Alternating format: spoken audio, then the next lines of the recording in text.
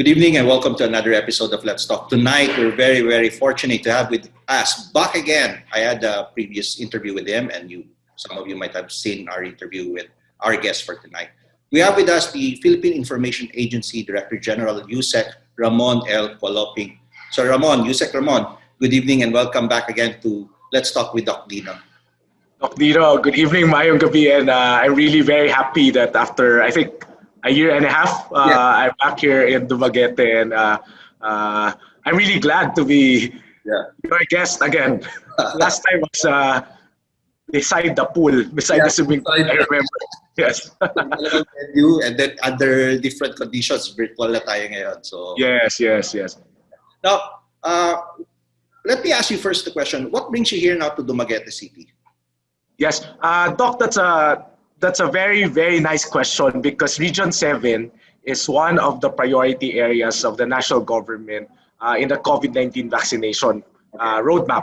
The plan of the national government is really to, of course, vaccinate at least 70% of the population in order for us to achieve the herd immunity. So Region 7 is one of the priority areas. So the past few days, Secretary Martin Andanar and I have been going around in Region 7. So we first went to Cebu City, Mandaue City, and met with the governor, with Governor Garcia, with the mayors of the Cebu province. And then just today and yesterday, we went to, of course, the beautiful island of Siquijor with Governor Villa, and we met some mayors and the youth leaders there. And of course, tonight we're here in Dumaguete. Today we're here in Dumaguete to meet with Mayor Remolyo, of course, Mayor Ping, Remolyo, and tomorrow we'll have an event, a roadshow or a town hall style caravan to discuss the vaccination program of the national government. So here we were able to launch the program in Region 7, DOK Dinno. Okay. Now, for the benefit of our viewers, not to educate them also, you're the Director General of the Philippine Information Agency. Please inform us about basically the mandate of PIA. Yes. PIA has been around for the past 35 years. This year marks our 35th year. We were created by President Cory Aquino in 1986. To be exact, December 24, Christmas Eve. What an auspicious date, no? December 24, Christmas Eve, PIA was created by President Aquino. So our primary mandate is, of course, to inform the citizenry or the various stakeholders of the government on the policies and programs and actions, not just of the national government, but as well as our partners from the local governments, from the provincial governors to our partners, the mayors, and lay out the policies and programs and actions to the people. But DOK Dinno, if I may share, since I got appointed as the Director General of the Philippine Information Agency mid last year, so this marks actually my 6th month leading the agency. I think we want to go a step further, especially in the evolution of the ecosystem of communications nowadays. Wherein previously it was one way. We just bombard our stakeholders, our consumers with news and information through TV, radio, or the morning papers the following day while you're having your coffee, your bacon and eggs, or corned beef during breakfast, or at night when you wait for the 6 p.m. newscast or the 10 p.m. newscast. Nowadays, information is very instant because of social media. Hence, information flow, communication has been democratized.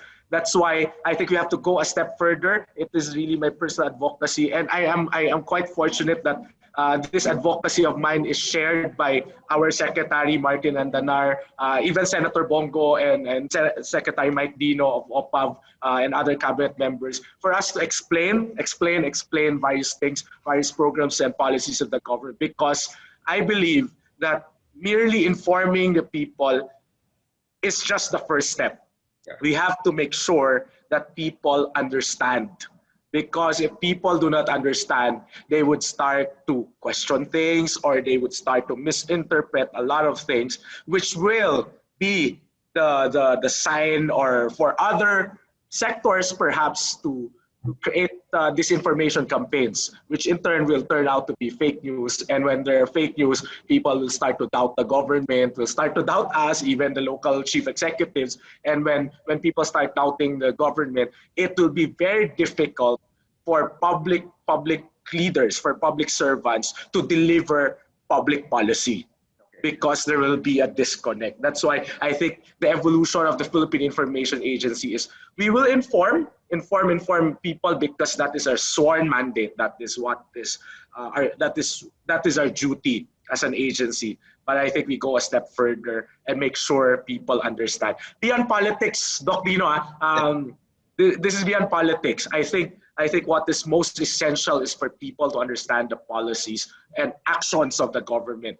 It shows nowadays in COVID, there are a lot of fake news about COVID-19, a lot of misinterpretation, a lot of disinformation going around. So it is very essential for us, government communicators like you, Doc Dinno, and Mayor Ping, for us to really convey the correct narrative to the people. Not propaganda, because propaganda is brainwashing. But at the end of the day, I think it is about making people understand, Doc. Now, Yusek, let's talk about, does the government have the means to regulate social media sites or contents? Why or why not? And do we have existing laws on that?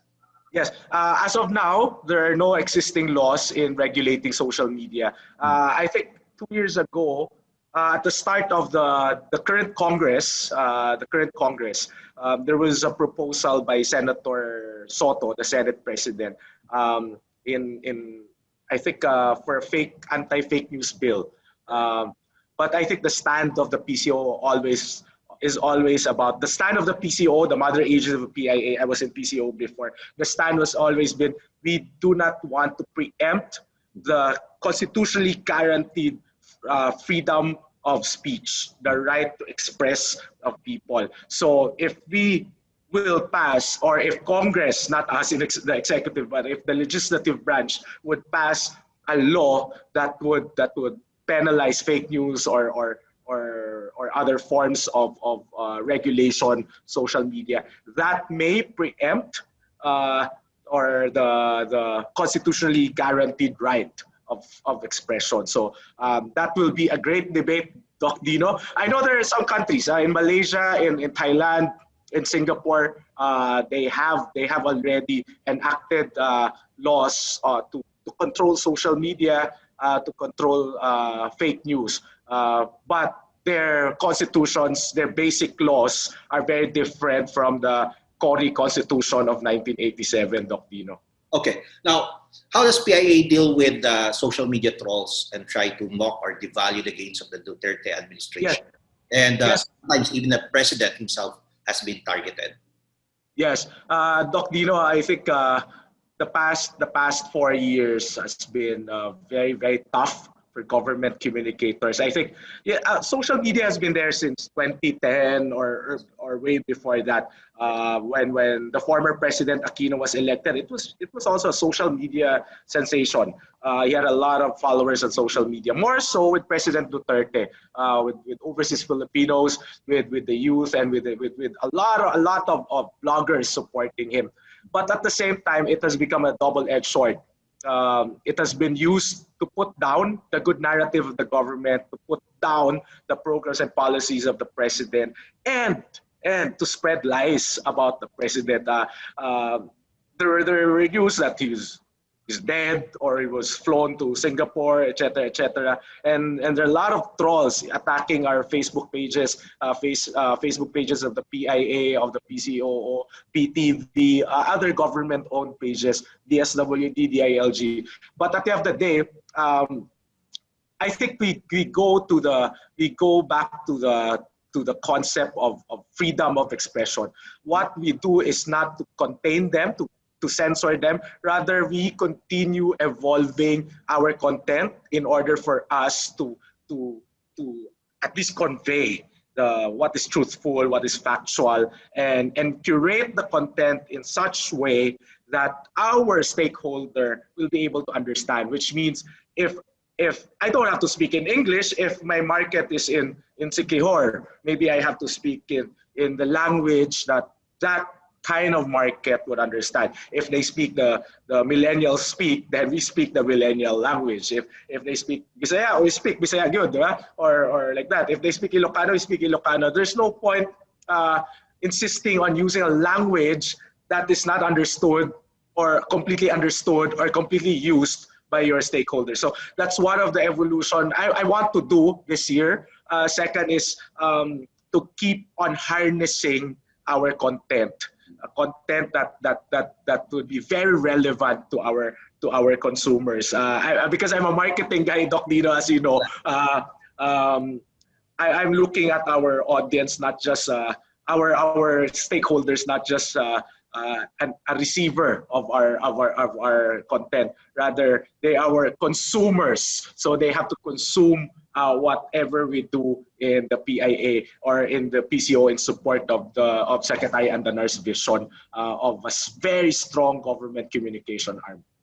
Well said. Now, Yusek, how effective is the end local communist armed conflict, or what we call as ELCAC, no? And how is this different to the previous initiatives to address communist insurgency?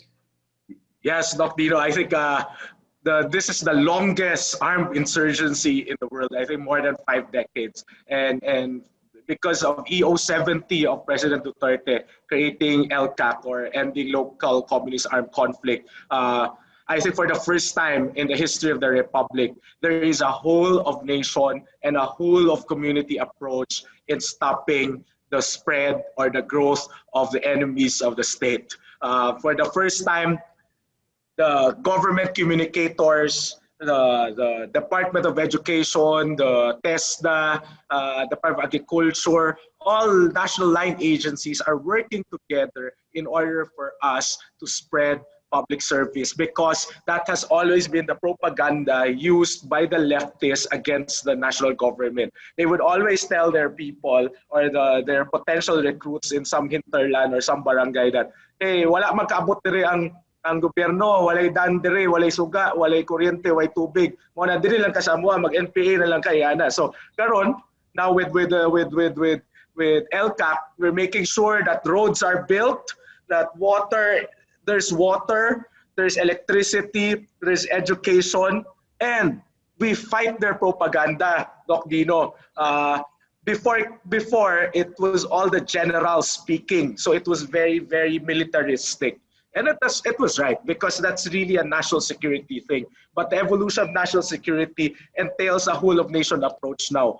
We have to securitize things. So communication plays a very, very important role in the fight against communist armed conflict. So through USEC Lorraine Badoy, who's a USEC of the PCOO, our colleague in the PCOO, she is the spokesperson of the NTF ELCAC, and then I think that's why it's I think the other side is losing steam because the government is fighting them tit for tat now. Every propaganda they say, we counter it with facts. Everything they say against the government, we counter it with a better narrative that, hey, the government under President Rodrigo Roa Duterte is doing so much for the economy to spread and for people to really to feel the prosperity that they've long aimed for the past 5 decades.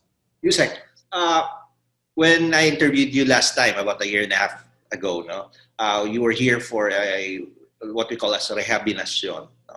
And I'd like to ask you, what are the gains of Rehabinasyon, and how successful are we in the fight against illegal drugs, illegal drug trade, and in reforming those engaged with this vice? Yes. Well, yeah, a year and a half ago, I came here. We had a town hall for the war on drugs of President Duterte. And I'm very, very proud to say, Doc Dinno, that the past 5 years, the government under President Duterte has been unrelenting in pushing for a drug-free Philippines. But of course, like what I told you a year and a half ago, Doc Dinno, it is really unfortunate that evil really exists, and with that aspect, drugs will never stop because evil always exists. But the aim is always to mitigate the effects of drugs in the country. We still have, I think we've managed to reform, I think close to 2 million people already, Doc Dinno, reintegrated back to society. And at the same time, we've opened a lot of rehabilitation centers nationwide, even in Mindanao, in the Visayas, in Luzon, in Metro Manila. And at the same time, the PIDEA, the Philippine Drug Enforcement Agency, has never seen its equipment, its capacity so modern and so upgraded until this administration. The DILG, through the office of Undersecretary R.J. Echeverry, has already strengthened the anti-drug abuse councils, and that will enable, Doc Dinno, you're very familiar with that, the BADACs, the Barangay Anti-Drug Abuse Councils. So hopefully within this Congress, before the term of President Duterte ends next year in 2022, we will be able to institutionalize the ADAC through a legislation para pag kahit wala na si Pangulong Duterte next year, tuloy-tuloy pa rin yung laban natin kontra droga. Kasi I think, Doc Dinno, only those who hate the president, I have to say this, Doc Dinno, only those who want politics or hate the president wouldn't want to support the war on drugs. Doc Dinno. Anyways, Yusek Ramon Cualoping, very interesting discussion with you. But please allow us to ask for your final message and thoughts for our viewers in Negros Oriental and Dumaguete City. Anything that you'd like to share further? Yes. Doc Dinno, again, daghang salamat yun. Thank you very much for inviting us again in your talk show. I'd also like to thank our good friend, Suki ko diri siya, kay Mayor Remolyo, for hosting us again. And maybe I'd like to make a request to your viewers, to your listeners. Maybe can help the national government spread the good narrative, help the national government stop fake news, help the national government in spreading that good narrative, especially when we recover from the pandemic. And it begins now because, Doc Dinno, in a global context, the Philippines has been able to manage COVID-19. Because our active cases only hover around 25,000 to 27,000 at any given day the past 4 months. So I think we've been able to manage it compared to most first world countries in Europe or the United States or the Latin Americas. Second, vaccines are coming. We have agreements with manufacturers. We are going for a portfolio of brands, not just from a specific country. Number 3, we are in the right timing because globally there is really a scarcity of supply. So we are in the right timing. We have the money. The national government has allocated 70 billion or more for the procurement of vaccines. And fourth, there's no truth that the price of a certain vaccine is 3,000 pesos. That's never true, Doc Dinno. That's fake news, and that will never happen because we know no vaccine costs that much, Doc Dinno, right? I mean, in all reality. So, daghang salamat. I think we really need the support of our kababayans, ang atong mga kaigsuonan diri sa Negros Oriental, sa tibuok siguro Visayas, Gatanaw, or tibuok Visayas, Mindanao, or anton siguro Luzon, Gatanaw sa mga Doc Dinno. Kinahanglan gyud namong tabang. Magtinabangay ta kay kung di ta magtinabangay ani kita tanan ang mapildi. Pero now that there is a semblance of hope, the government is saying this to everyone. We are saving lives, we are reviving hopes, and we are shaping the future. That is the theme for 2021 for all of us Filipinos. Wow, grabe ganito. I really like talking with you and being my guest here because it's so animated discussion. Anyways, Yusek Ramon Cualoping, Thank you. Dagang salamat for being again in my show. That's our USEC Cualoping, who's the Director General of the Philippine Information Agency. Now, like and follow us in Facebook, Twitter, and Instagram, and subscribe and like us at our YouTube channel. Let's Talk with Doc Dinno. USEC Cualoping, thank you very much, and hope to see you again in my program. So that's our show for tonight. I'm Doc Dinno. Be well.